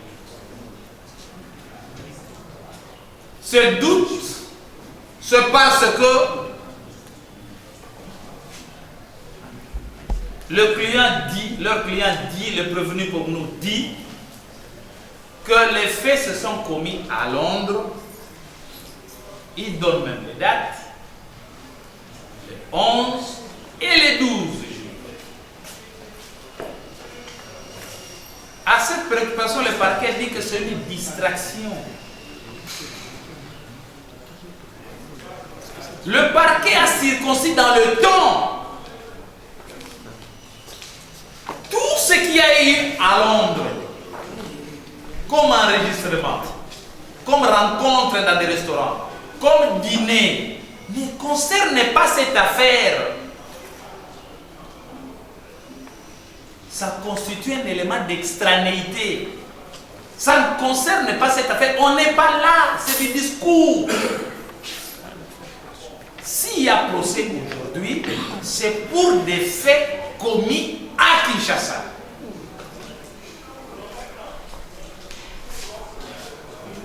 Il y a doute également, soutient les prévenus par ces conseils, parce que le parquet a parlé de juillet, il fallait dire pour situer les choses dans les temps, 2 mais il a dit juillet, il n'a pas été plus précis. Nous disons, quelle est la ratio legis lorsqu'on parle, on veut situer les faits dans le temps? Pourquoi le législateur a tenu que le temps soit déterminé? C'est pour mesurer et déterminer le délai de prescription de l'action publique. Lorsque nous disons dans notre requête, lorsque nous disons dans la citation à prévenir se renseigner, lorsque nous continuons à appuyer cela dans les audiences, qu'il s'agit du mois de juillet 2002, virgule, période non encore couverte par les délais légaux de prescription de l'action publique. Qu'est-ce que le prévenu voudrait encore savoir? Est-ce que le droit est violé à ce niveau? Est-ce qu'il n'y a pas suffisamment d'éléments pour que le juge, saisi du fond, pour examiner notamment l'aspect prescription, ne se rende pas compte, ne soit pas à même de mesurer ce temps-là pour vérifier? C'est suffisamment d'éléments pour mesurer. Là aussi, il n'y a pas de préoccupation associée. Tranquillisez-vous.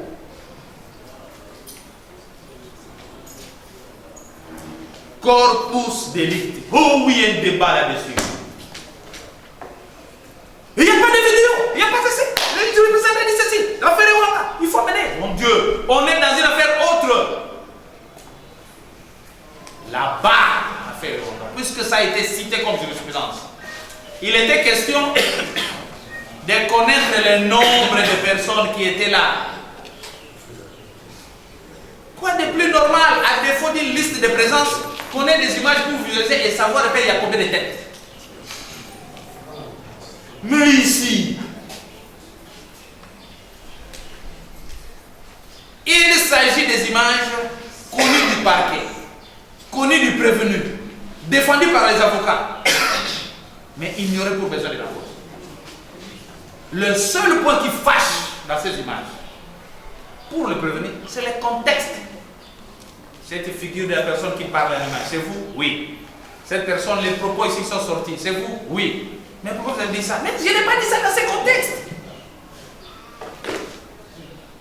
C'est tout simplement ça les gars. Alors, allez encore produire. On va produire quoi? Pour quelle finalité? Je vous ai dit que dans une procédure, il y a plusieurs choses qu'on peut avoir. Plusieurs procédures dans un sens qu'on peut initier. Mais pour aboutir à quoi? Il y a un feeling qu'on suit. Toutes les questions qu'on pose, c'est pour aboutir à quoi? À l'établissement des éléments constitutifs des infractions. Une question du genre, quand vous parlez, vous êtes en culotte ou en pantalon. On ne peut pas les poser parce que ça ne nous amène à rien. Ça n'ajoute rien dans l'instance, dans l'avancement de la procédure. Donc, c'est inutile. Oh oui, si cela a été contesté, les images-là été contestées, on allait passer à la vitesse supérieure pour amener et confronter. Mais puisqu'on accepte, bon Dieu, on va confronter quoi? On dit que c'est dans les réseaux sociaux. Mais les réseaux sociaux sont une réalité technique relevant de la nouvelle technologie et vivante dans notre pays. C'est un phénomène social et global. Et dans les contenus de ce qu'on veut réfuter aujourd'hui. Bon Dieu. Apparemment, le prévenu est en contradiction avec ses avocats, qui ne veulent pas qu'on en parle. Lui-même se défend là-dessus. C'est pourquoi nous disons, lorsque nous avons la conviction de l'existence des éléments, le parquet s'arrête. Aller au-delà, c'est super. Puisque c'est cela, les débats sur le corpus delicti n'en vaut plus la peine. Parce que ici, nous ne sommes pas devant un tribunal technique qui veut vérifier la longueur et la qualité des images en termes de pixels. Non, c'est les paroles qui sont là-bas, c'est la personne qui prend parole. Est-ce que c'est lui? Est-ce que c'est bien de dire ça? Oui, les images existent. Oui, c'est moi qui ai parlé. Oui, je reconnais cela. Mais, et c'est là où on se sépare, je n'ai pas parlé dans ces contextes-là. C'est ça qu'on va examiner. Dans ces contextes où vous avez dit quoi? Et c'est ça que nous condamnons. Parlant des offenses, lorsqu'on a, il a s'agit des éléments, de trouver des éléments matériels. C'est des paroles, c'est des grimaces, c'est des injures. Parce que les offenses ont un champ un peu plus englobant.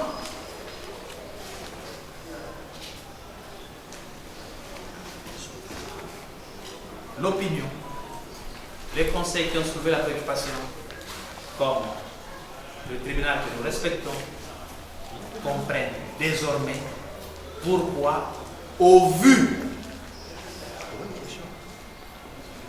de tout ce qui s'est passé, dès que le parquet s'est rendu compte qu'il a eu l'élément matériel qu'il voulait, les débats étaient clos. La seule condition était de le soumettre au débat. N'est-ce pas qu'on a un débat maintenant? Et pas seulement maintenant, depuis qu'on a commencé. À l'audience du 5 décembre, ça a même été le sujet phare. À l'audience du départ introductif, le préfet même dit qu'il exerçait son droit de parler. Oh bon Dieu, qui peut lui dire? C'est son droit de parler. Mais il s'est fait que ce droit-là a des limites. Lorsque ce droit-là dans cet exercice dépasse certaines limites, ce sont des conséquences juridiques qui tombent. Et ces conséquences peuvent être pénales. Mais c'est le cas.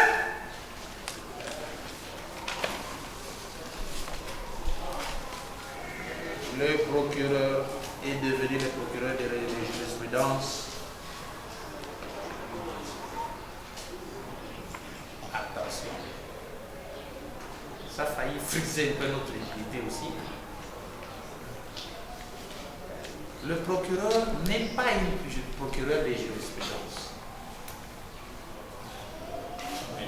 La jurisprudence est une source de droit. Dans la hiérarchie des sources de droit, on veut bien qu'on parle de loi, mais même dans l'expression loi, il y a des lois qui sont plus fortes que d'autres, il y a des lois qui sont plus spéciales par rapport à d'autres. Et dans cette hiérarchie des sources de droit, il y a la jurisprudence. Ce silence maintenant dans la salle, je comprends les professionnels des avocats qui ont compris. C'est pourquoi le procureur est procureur de la loi, est procureur de la doctrine, est procureur de jurisprudence, est procureur des principes généraux, dans la mesure où nous tirons le droit pour continuer à faire avancer la procédure. Nous avons dit parce que ça ne cadrait pas avec ce qu'il a fait comme travail dans le PV et dans son réquisitoire. La réplique des avocats ici vous allez nous permettre, moi je ne veux pas répliquer. Il y a Maître Moulimbi et Maître Mampouya, je pense qu'ils vont juste, parce que le ministère public s'est écarté totalement de son réquisitoire. Donc il est allé ultra petit, alors pour cela, Maître Moulimbi va le ramener en droit. Et Maître Mampouya va le compléter juste pour quelques minutes et après c'est fini. Pas plus de 2 minutes. On a vraiment été trop large en tant que juge de vous laisser. Si on est à la fin de l'année, c'est un cadeau que vous nous faites aussi. Sonnez notre client et le toit vous fixez. S'il vous plaît, si on vous retire la parole, parce que là c'est vraiment pas la république. L'acharnement, lorsque nous, s'il vous plaît, on vous a dit donnez-nous ce qui va nous aider. L'acharnement, vous ne verrez jamais ça. Madame, vous allez nous lire. Mais ici, il s'agit de la plaidoirie. Je suis en train de répliquer. Nous sommes à égalité ici. Vous avez laissé le ministère public parler. Il a dit qu'il n'y avait pas acharnement. Nous démontrons qu'il y a acharnement. Il est ministère public depuis longtemps. C'est un aîné que je connais. Mais je parle de la rapidité dans laquelle cette affaire a été fixée.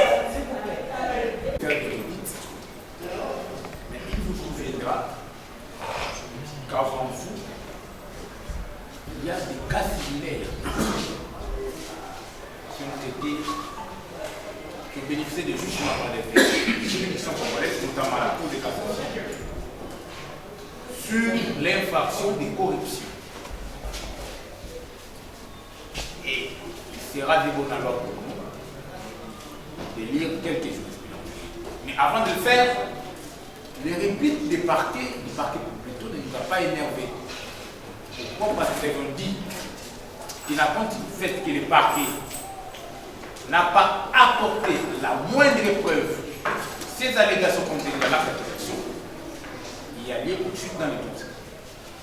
Les répliques du parquet n'a pas consisté à nous dire que la quantité, c'est une preuve. La quantité, c'est réconforté. Mais au-delà de ça, votre honneur, il a été jugé sous les RPA 61 en date du 1er avril 1980. Laquelle jurisprudence est reprise dans les recueils du Bunda, répertoire général de la jurisprudence de la Cour de justice 1969, dans la page 55. Pour l'application des articles 147 et 150 du Code pénal qui réprime la corruption, il faut, entre autres éléments constitutifs, qu'il y ait entre l'agent actif et l'agent passif une coopération, c'est-à-dire une entente préalable ou promesse agréée. On a voulu faire avec lui un pacte correctif pour lequel il a réfuté et vous a produit l'audio. Donc il n'a jamais agréé un pacte correctif. Et là, on ne peut pas inférer qu'il y a corruption. Il dit ainsi, les simples faits des données, même des pourcentages à un fonctionnaire, ne tombent pas sous les coups de la loi, qu'il existe une relation entre l'homme et présent. Nous sommes dans les cas de figure. Au-delà du fait que notre client n'est pas fonctionnaire, mais si par impossible on pouvait considérer qu'il était fonctionnaire, bien que tel n'est pas le cas, à l'absence des promesses agréées, la Cour suprême a opiné qu'il n'y a pas de corruption.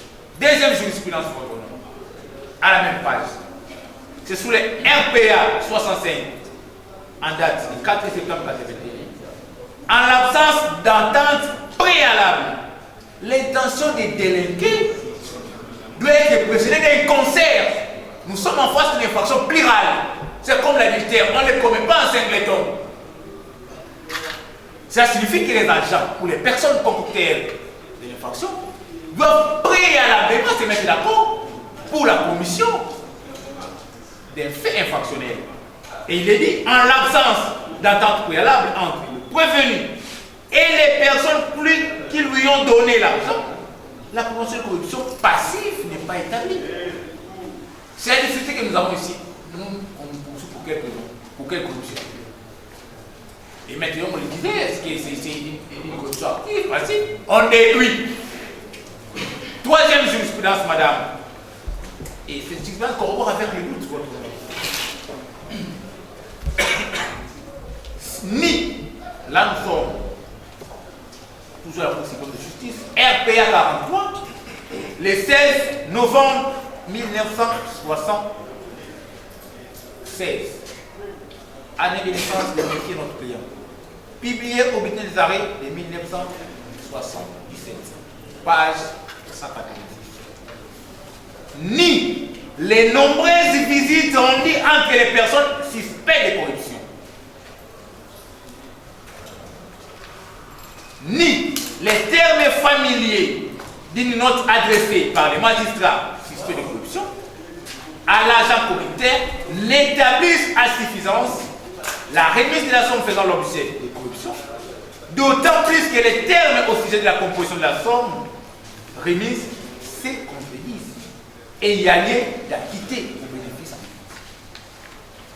Cette jurisprudence voudrait dire que corrobore avec le fait que lorsqu'il y a contradiction, même en ce qui concerne dans les conditions où il y aurait réellement corruption et qu'il y avait même des montants, si la prétendue remise, comme nous disons, si les circonstances de la commission de cette convention, si sa matérialité, il y a lieu pour le tribunal de séance de retenir les doutes qui doivent devoir profiter à monsieur notre client. Voilà, Madame le Président, il y en a légion, mais pour ne pas monopoliser la parole, quelques minutes peuvent être remettre à mon confrère. Vos avocats, et qu'est-ce que vous en dites comme mot de la fin par rapport aux 3 ans de servitude pénale qu'a requis le magistrat du parquet général à votre acquittement par rapport aux doutes? Vous avez la parole. Mesdames et messieurs de la Cour, bien entendu, j'ai suivi avec beaucoup d'attention. J'ai vu chacun des mots des différents intervenants, à commencer par ceux du procureur général. Et je n'avais de cesse de lire ce qui est marqué sur ce mur. Nous jugeons nos semblables. Et je me posais la question de savoir si le procureur général peut se regarder dans un miroir et considérer que l'attitude et les mots qu'il a prononcés, il pourrait se les prononcer s'il était dans mon cas. Ainsi, il parlerait et ferait en sorte d'essayer de juger un semblable.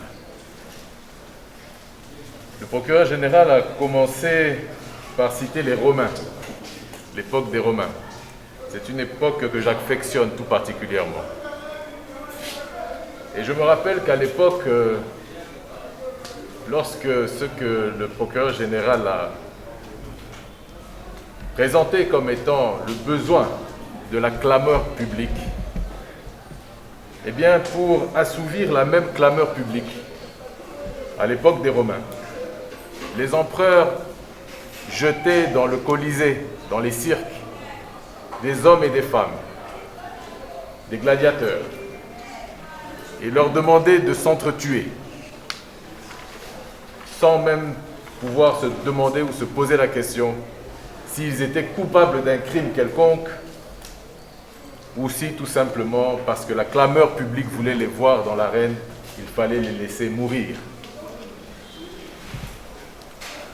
La clameur publique, certes, elle a été la source de toute cette affaire. Qui a fait appel à cette clameur publique? Qui a voulu la publicité dont j'ai entendu parler ici, pour parler entre autres de l'outrage que j'aurais voulu avoir envers une personne pour laquelle j'ai le plus haut respect, et j'espère que ce n'est pas un outrage que de dire énormément d'affection.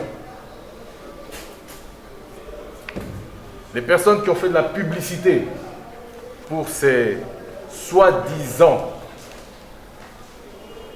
outrages ou ce soi-disant outrage, ce sont elles alors qui sont des criminels.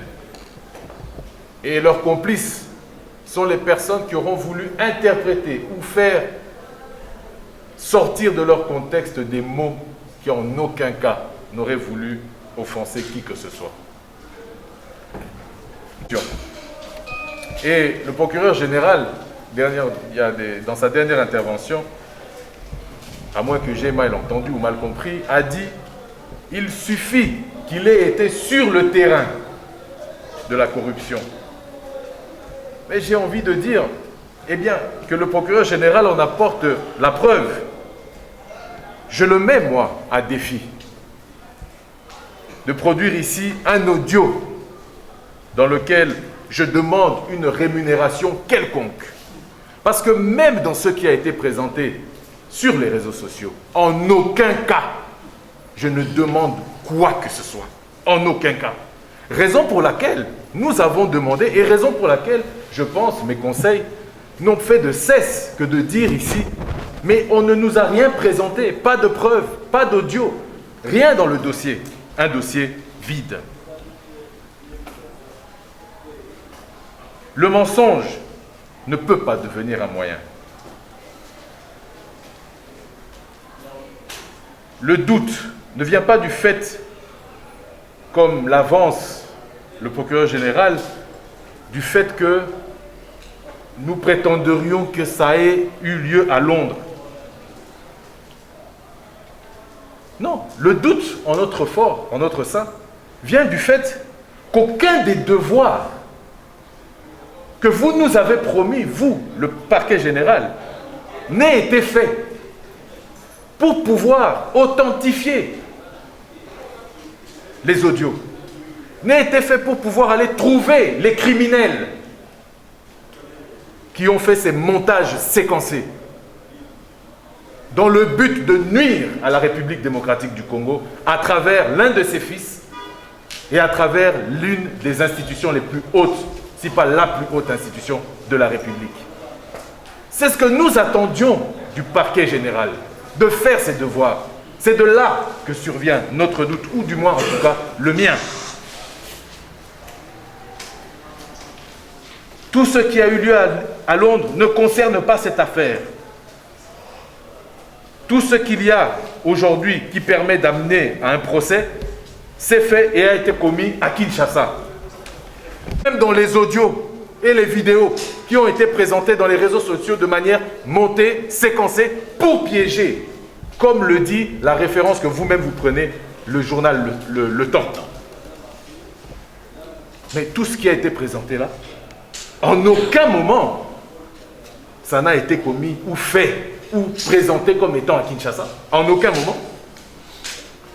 Tous les audios, regardez comment je suis habillé, regardez ce qu'il y a devant moi. Nous discutons lors de dîners à Londres.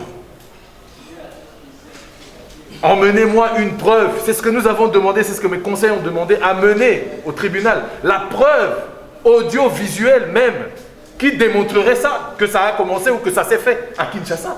Il n'y en a pas. Je le dis haut et fort. Et puisque vous avez, j'ai beaucoup aimé l'expression, et je la reprendrai de mes conseils, qu'en aucun cas, je n'ai dit ces choses-là, et sûrement pas à Kinshasa. Le seul point qui fâche, c'est le contexte, selon le prévenu. Non, monsieur le procureur général, ce n'est pas le point qui me fâche. Je le répète, le point qui me fâche, c'est que le travail et les devoirs que nous vous avions demandés et que nous attendions d'une grande justice congolaise, d'instruire à charge et à décharge, ça, nous ne l'avons senti nulle part. En aucun moment, on a donné ici la chronologie de comment cette affaire a été précipitée. Des vidéos qui passent à la télévision, ma démission. 3 jours plus tard, je me retrouve entendu, le soir même emprisonné. 6 jours après, sous liberté provisoire. Quelques jours plus tard, alors que nous devons venir déposer certaines preuves qu'aujourd'hui vous voulez réfuter, on est fixé déjà devant les juges. Pour répondre à la clameur publique,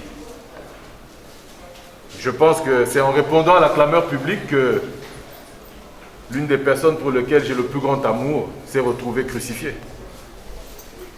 Jésus-Christ.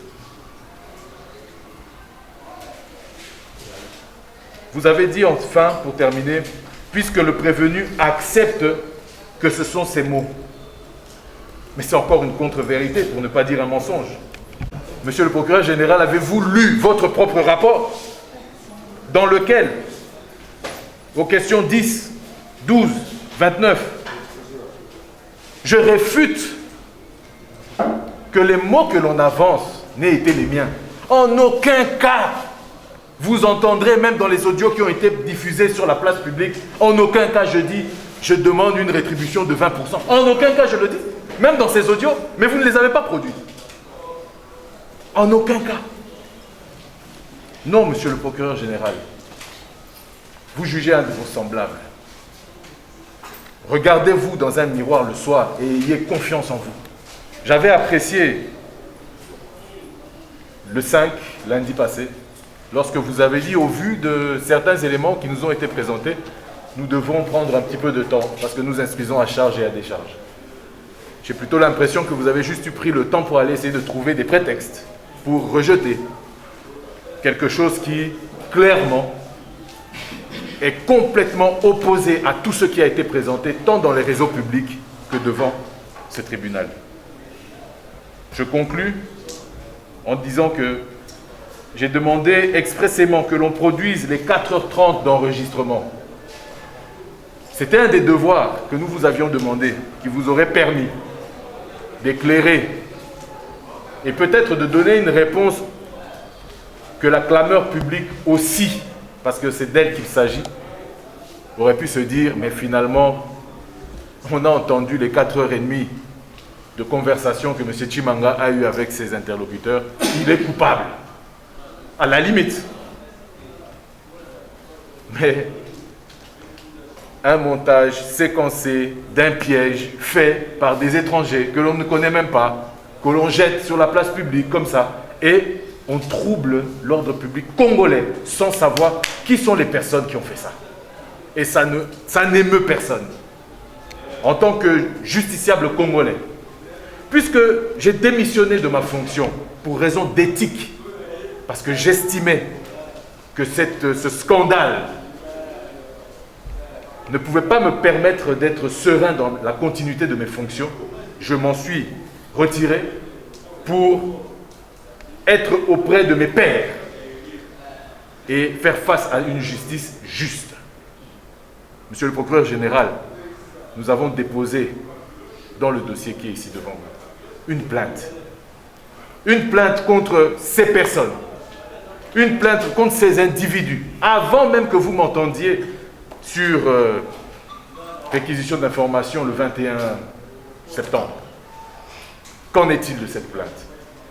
Avons-nous cherché à savoir qui sont les commanditaires de tout ce brouhaha?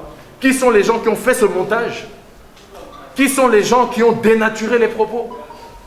Monsieur le procureur général, nous sommes enregistrés. Il y a une vidéo. Je suis prêt à mettre au défi des professionnels des médias. Ils séquencent les audios qu'il y a eu ici et on peut transformer, c'est vous qui avez fait un outrage au chef de l'État. On va prendre des propos, on va les sortir de leur contexte et on va dire que non, le procureur général, pendant la plaidoirie, a offensé le chef de l'État. Tout simplement parce qu'on aura sorti des phrases que vous m'auriez imputées, mais finalement on va les mettre dans votre bouche. C'est ça les réseaux sociaux. De nos jours, un enfant de 10 ans, mon fils, avec des techniques des médias, avec son téléphone iPhone 14, vous prend une photo de mon papa décédé et fait sortir de sa bouche des mots pour mon anniversaire. Mon fils, je suis fier de toi, bon anniversaire, papa. On va prendre cette preuve-là, on va en faire, cet élément-là, on va en faire une preuve. Monsieur le procureur général, Madame la Présidente, j'ai démissionné de mes fonctions par éthique. Et je me suis senti fier de me retrouver même aujourd'hui. Parce qu'au début, je me disais, c'est une humiliation que l'on m'a fait subir. Certes, j'ai été humilié. Je le reconnais. Ça m'a fait mal. Il m'a fallu 48 heures pour sortir de ma chambre après que ce scandale n'ait commencé. Mais je me suis dit, je fais confiance à la justice congolaise. Je fais confiance à mes pairs. Ce n'est pas des petits manipulateurs et des criminels qui vont réussir à nous mettre et à nous opposer, nous mettre dans une situation qui serait une situation honteuse au vu de notre population, mais au vu de la communauté internationale. Madame la Présidente, bien entendu, je n'abonderai pas dans le sens du procureur général et accepter 3 ans de prison. Même une seconde, je ne l'accepterai pas, parce que je suis un innocent. Et bien entendu, je remercie tous mes conseils d'avoir vaillamment plaidé, d'avoir parlé avec leur intelligence et la vraie maîtrise de ce dossier. Et je vous demande, Madame la Présidente, Mesdames et Messieurs de la Cour et de la Composition, de bien vouloir m'acquitter et de me permettre de reprendre une vie honorable comme celle que j'avais avant ce scandale. Et j'aimerais qu'à la suite de ça, eh bien que le parquet général continue ses enquêtes et qu'on puisse mettre la main sur les commanditaires et les acteurs de ce crime qui a été perpétré contre ma personne et contre la République démocratique du Congo. Je vous remercie, madame, de m'avoir laissé la parole. Que le prévenu ayant en dernier lieu la parole clame son innocence et sollicite son acquittement. Le tribunal étant suffisamment éclairé dans la présente cause, clôt les débats et prend cette cause en délibéré pour rendre sa décision dans le délai de la loi, soit dans les 10 jours.